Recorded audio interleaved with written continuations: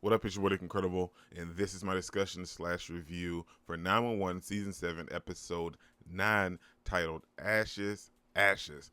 And let's be real, we all know who started the fire at Bobby and Athena house. It ain't a big mystery. Of course it was Amir. Let's talk about it. Headed out for change, I just started on my quest. Yeah, the world will know my name, I'm excited, I'm obsessed. No one in my way but myself and a test. Yeah, I will be the best, yeah, I will be the best. Life is just a game, I'll be playing till I rest. I'll be there to claim my own spot among the best.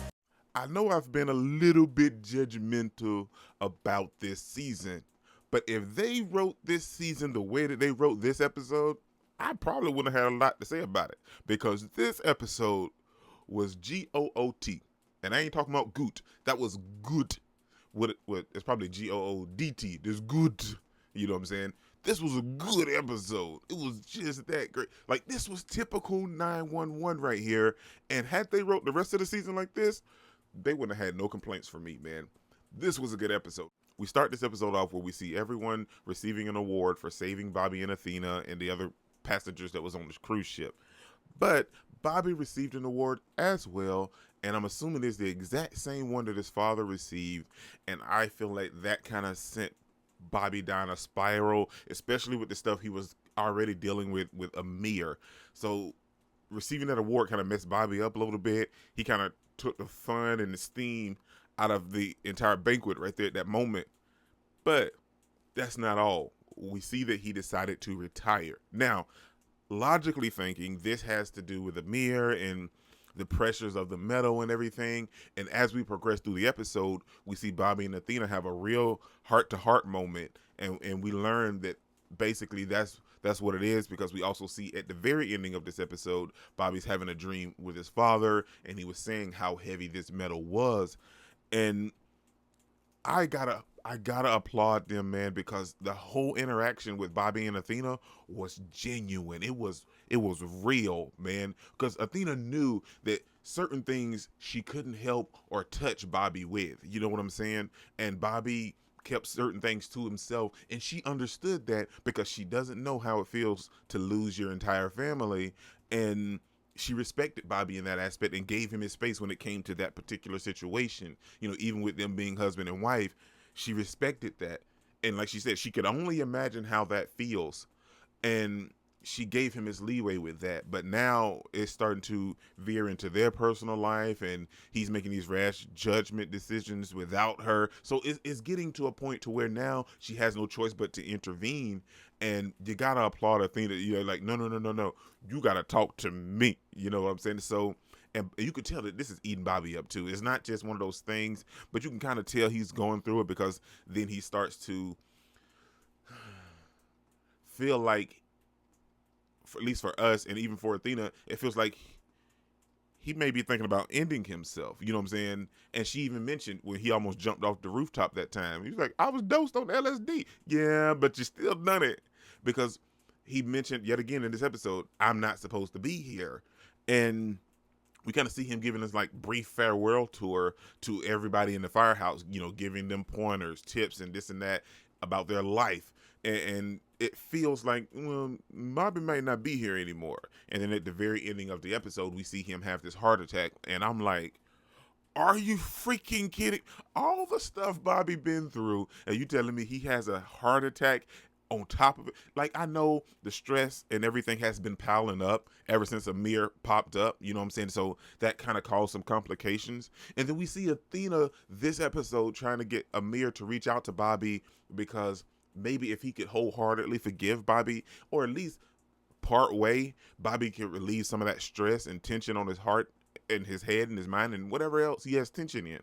And it doesn't go quite as planned. It did when they first met at, like, you know, like the coffee place or whatever. But when he went to their house, I knew the moment when he was like, "Oh, okay, so this the house you share with Bobby, huh? I'm assuming this. How long you had this? About 20 years, and you know, I'm assuming the kids are with your first husband, and you're like, well, Nash made a pretty nice life for himself here." And then he started questioning everything, and looked at all these pictures, and then he started freaking out, and then he kind of snapped at Bobby as he decided to leave. I knew that something was up with that, man. I just knew in that moment. I was like, this man gonna start a fire. Now, there's no definitive proof that it was him, but let's be real. Logically speaking, we had 3 gas tanks just sitting right there by the window where Bobby was asleep at. Who else would do that?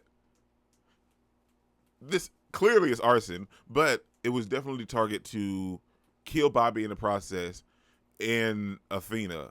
Or maybe they didn't know Athena was in there. I honestly don't know. But if it's not Amir, who else would benefit from this? Maybe he told somebody else from Milwaukee that Bobby survived or so. I don't know. We'll have to see how it plays out in episode 10. But let's be 100%. It was Amir. I mean, if it's not, that's a nice diversion. But that's not the only crazy thing that happened in this episode.